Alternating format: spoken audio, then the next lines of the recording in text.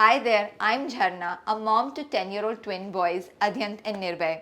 And I remember this particular incident when they were just 1 year old and I had taken them to our apartment complex's playground to play. There was another elderly gentleman present over there. He was the grandfather of a child whom he had brought to play over there. And he offered Adhyant and Nirbhay those cream-filled bourbon biscuits that you get here in India. So since the boys were so young and they didn't really speak then, as I mentioned, they were just 1 year old, I ended up answering on their behalf. And I very politely declined and said that they don't eat those. So the elderly gentleman, he kind of shrugged his shoulders and in a mocking tone told me, "Are they dieting already?" Given that I'm not very confrontational, I just, smiled and I didn't really say anything. But what I wish I was able to convey at that point of time, looking back in hindsight, because it did play on my mind for quite a while, was that yes, they are on a diet, a balanced diet, and it is this balanced diet and these eating habits that are going to stay with them for life. Now, one of the reasons I share this particular anecdote with you all is because we as adults carry with us so many of the habits and preferences and tendencies that we developed as children, be it with respect to what we like to eat or other lifestyle related aspects. And that's why in this video, I will be sharing with you my 10 simple steps to raising healthy kids. Because our children rely on us parents to make good choices for them. They deserve the absolute best possible future for themselves. So let's get started with my 10 secrets.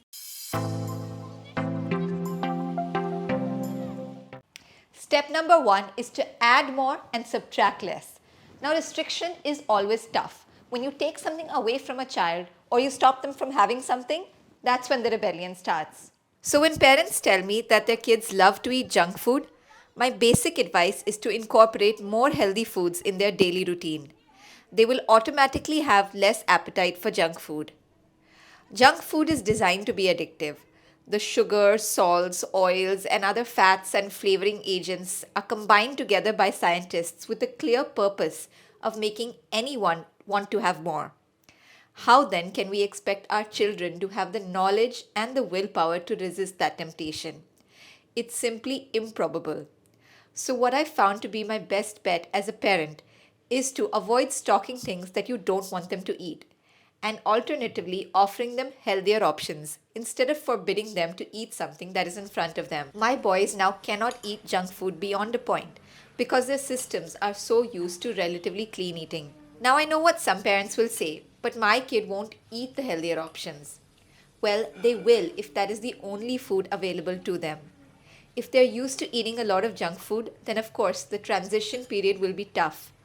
And I wouldn't ask you to take everything away cold turkey or forbid stuff, but you have to start offering nutritious and appealing options more consistently. Their taste buds will develop accordingly and they will start enjoying fresh, healthy meals. And in due time, they will even crave for them. The fact that you aren't banning any treats but instead cultivating good habits is what will help your children develop a lifelong positive relationship with food. Step number 2 is called Give Me 5. Now, we all know that fruits and vegetables are good for us, and kids are, of course, no exception to this. But did you know that the golden number is 5? Try to plan your child's meals to incorporate, on an average, 3 servings of vegetables and 2 servings of fruit on a daily basis. You don't have to calculate this down to an exact science, but based on evidence, a total of 5 servings of fruit and veggies a day is what is ideal for any individual to lower chances of dealing with health problems, diseases, and some cancers. Fruits and veggies will ensure your child has a healthy gut. The fiber in them will prevent constipation, and they are obviously an excellent source of a wide variety of vitamins and minerals. When on an average any child eats that many fruits and vegetables on a regular basis, it kind of guarantees that they will be having a pretty balanced diet, and this will set them up for a long life of good health and happiness. The way I work it out for my children is that after having a glass of warm water when they wake up, they start their day with a fruit, as fruit is best digested on an empty stomach. Their vegetables come in during their main meals, that is breakfast, lunch, and dinner, and their second fruit is usually as an evening snack. again when their stomach has had a good gap post lunch. Step number 3 is to get them moving. Encourage physical activity for your child on a daily basis. Physical activity is so important for children, both for their present and for their future. Every child of all ages should average a minimum of at least 1 hour of physical activity time per day. It has the obvious health benefits like keeping them physically fit, strengthening their bones and muscles, keeping disease away, and keeping their weight in check. Whether it is specific activities, sports, games, dance, gymnastics, or just physical free play with their friends, choose whatever suits your child best. Their interests will also keep changing, so they do need encouragement and at times a bit of a push from their parents to try out something new. Now, doing something physical is obviously good for their bodies, but it is also tremendously good for their self esteem and their mental health. It releases hormones that will uplift their moods. As parents, we've tried our best to prioritize exposure to different sports and activities for our boys, whether that means enrolling them in classes for cricket, swimming, or buying them cycles and waveboards, encouraging them to take part in dance performances, or just giving them time to play with their friends or go for a family lake walk. As a mom, it's always been my priority that my children get off to the right start with good nutrition and physical activity. But happy kids can also only come from happy and relaxed parents. And that brings us to the sponsor of today's video. NasoBuddy is a specialty store to help parents in providing easy and safe baby care. And they have come out with the absolute perfect gift for every new mom. It's NasoBuddy's Baby and Mom's gift set that comes with 6 health essentials.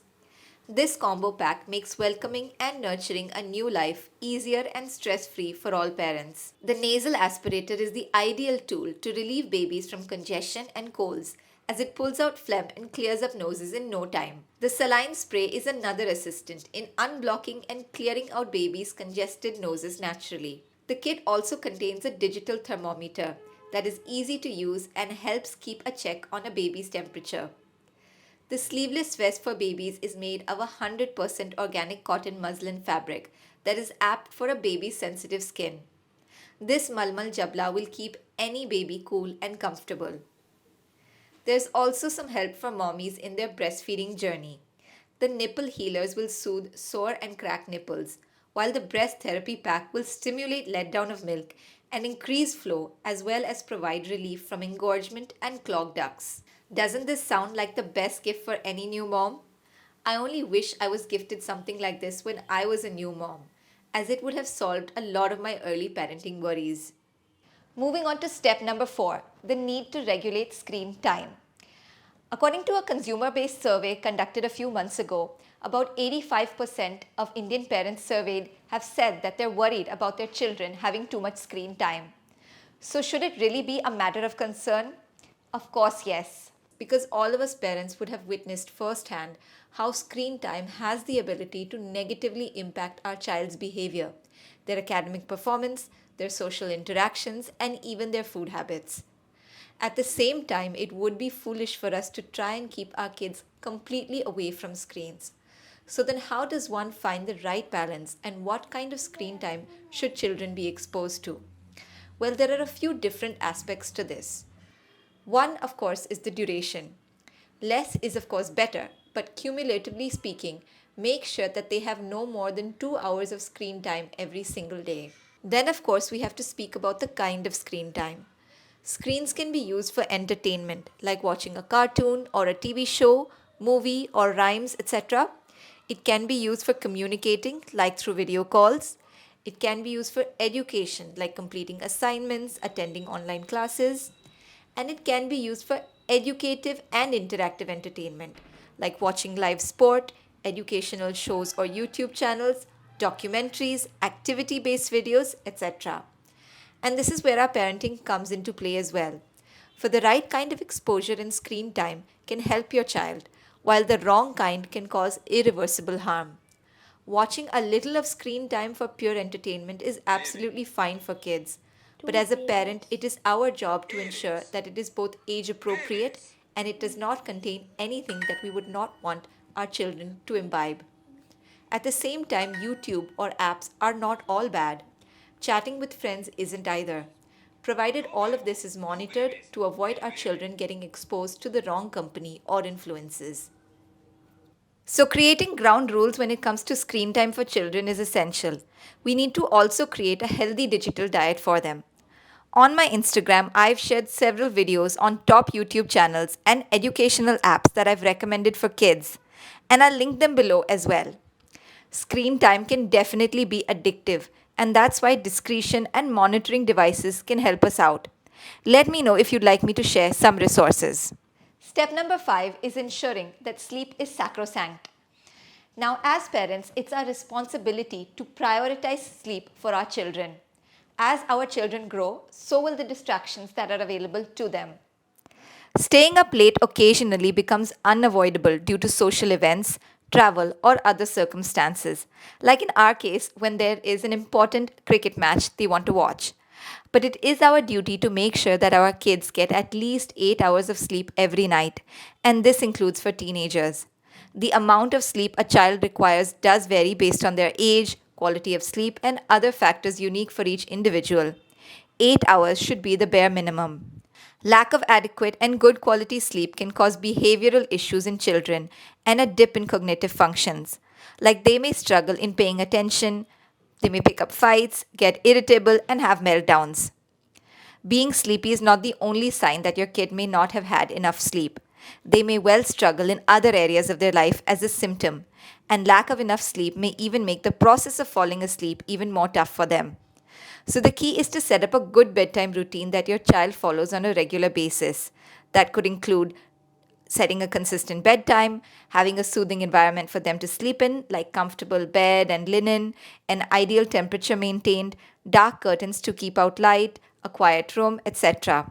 A pre-bed routine that could involve brushing their teeth, taking a bath, changing into their pajamas, reading themselves or you reading to them, talking about their day, a gratitude exercise, affirmations, positive attention from parents, and such.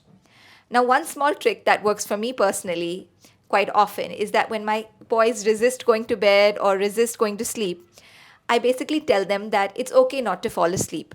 Just do 3 things: shut your eyes, stop talking, and stop moving. This takes away the pressure of having to fall asleep. I usually lay down with them when they do this, and in a couple of minutes, they doze off. The 6th step that I follow is to make certain things into a routine. Now, children thrive with a routine, and they also help us parents, because when a child knows what they have to do, then that means we as parents don't have to constantly nag them or repeat what they have to do on a daily basis.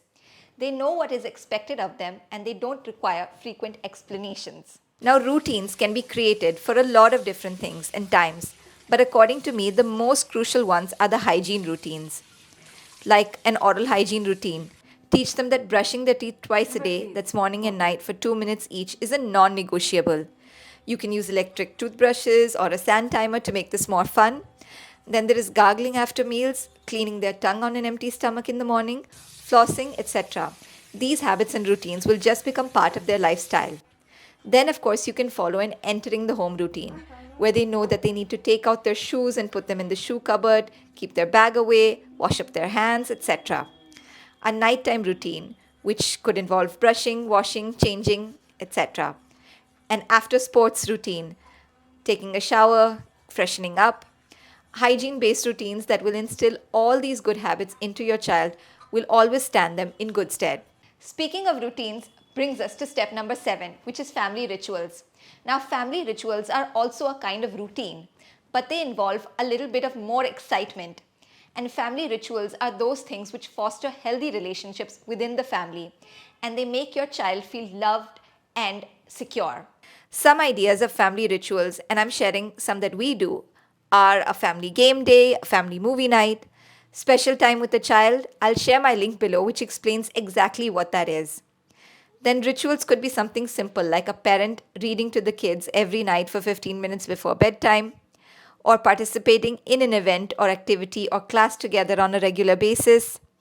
Special elaborate sit-down meals cooked at home just for the immediate family. This could be related to birthdays, anniversaries, festivals, or other occasions like an end of the exams, graduation, some achievement, etc. Sunday morning lake walks and breakfast outside. Birthday related special activities, like I've shared how I used to make number cookies for each birthday or personalize posters each year.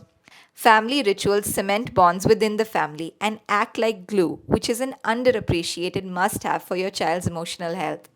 So if you haven't started any so far, now is the time. Moving on to step number 8, which is instilling an attitude of gratitude. Now, one of the biggest challenges in parenting this generation of kids is preventing them from developing a sense of entitlement when they're growing up in an environment of abundance. The average middle class child in India today has access to everything that they materially need. But it isn't only that, they also have access to what they don't necessarily need. Gifts, chocolates, treats, toys are an everyday affair. So it is but natural they will find it difficult to derive happiness from these things, as they are no longer associated with special occasions, struggle, novelty, or patience in waiting. Growing up in an affluent world should be good for them, but it also means it can create an entitled view where they believe that they deserve everything without having to work hard for it. How do we as parents guard them from this? The only way is by practicing and encouraging an attitude of gratitude. We can help them in gratitude journaling, expressing appreciation, praying, reflections, sharing books and stories that inspire and showcase how people have achieved glory despite the odds. Exposure to those less fortunate than them, and active community service, be it participating in environment related activities like plantation drives, volunteering work for NGOs or social causes, or even helping out those in the neighborhood and immediate surrounding who are not as privileged as them. Doing all of these alongside our children is a definite way to instill feelings of gratitude. Now, for point number 9, I'm going to come back to some nutritional advice, and that is to pack in the protein. Now, you must have heard that protein is what forms the building blocks of our body and supports our immune systems as well. But do you know how much protein your child actually needs? Well, it doesn't depend on the age of your child, rather, it depends upon their weight and level of activity. According to guidelines by the Indian Council of Medical Research and UK's NIH, the average daily protein requirement for children should be between zero point 0.8 to 1 gram per kilo of how much your child currently weighs. And there is a variation in this amount because not all protein sources are equal. So it's important to offer high quality and healthy sources of protein. So, for example, if your child weighs 25 kgs, then they should be having on average between 20 to 25 grams of good quality protein. And this amount may increase for children who engage in higher levels of physical activity. You don't have to count exact quantities, but it is a good idea to understand more about good sources of protein and incorporate them into your child's meals. Because in India, a lot of the time our meals and what we offer to our children are carb heavy and low on protein. Now, I've kept the most important point for the end, and that is as a parent to prioritize connection with your child over correcting your child. In today's day and age, you will find an abundance of parenting gyan and advice available, including from me. But all of it amounts to nothing if your child can't connect with you. If you really hope to be a conscious parent, like Dr. Shafali Sabri explains so eloquently, you have to put your ego aside. Leave away expectations from what you want from your child to do or how you want them to turn out, and instead focus on your connection with your little one. All of us middle class parents in India strive to do the best for our children by putting them in schools we think are good for them, enrolling them in extracurricular activities, buying them the best of toys and clothes and books, taking them on trips, and so much more. All that is great, but what our children need the most is just us. Time with us, to chat, to play, to read to them, to talk to them. They need to be able to trust us, to know that they can be their unique, true selves, and no matter what, we are here to love them and hear them out. I hope some of the pointers that I've shared that I myself follow as a mom will help you in your journey as well. Now join me in this video of mine where I've shared some must-have books for young children.